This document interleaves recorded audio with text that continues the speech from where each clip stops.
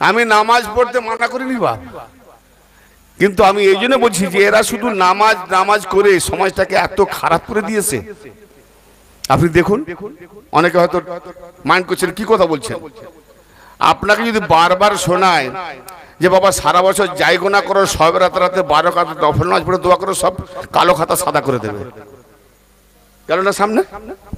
তো সারা বছরে যা গুনাহ করে সে তো জেনে গেছে, যাই গুনাহ করে আল্লাহ ক্ষমা করে দেবে, আমার গুনাহ মাফ।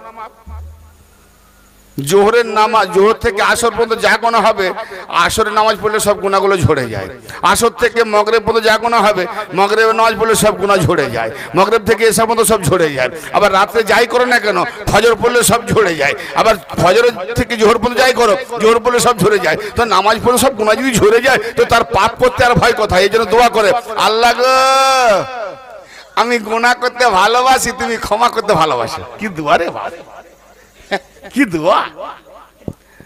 আমি বলি এদের মুখে মারার লোক নেই। হ্যাঁ, কি দোয়া! তুমি আল্লাহকে ভয় যে না করে সেই তো গুনাহ করতে ভালোবাসে। হ্যাঁ, আফসোস এইসব মোল্লার দ্বারা দিন পাবো। তার মানে এত সাহস দিচ্ছে যে তুই চুরি কর, ডাকাতি কর, জেনা কর, ব্যভিচার কর, বাটপাজি কর, যা পারে কর, নামাজ পড়, সব গুনাহ মাফ। তো সে মুসলমান কেন ভয় পাবে? তো আদানবাদী হবে।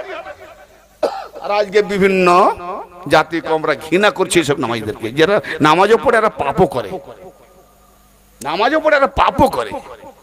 ইন্নাস সালাতা তানহা আনিল ফাহশাই ওয়াল মুনকার, নিঃসন্দেহে নামাজ তার সমস্ত খারাপি, ফাহেশ, নোংরামি থেকে তাকে নামাজ দূরে রাখে, হেফাজত করে। জোরে বলেন।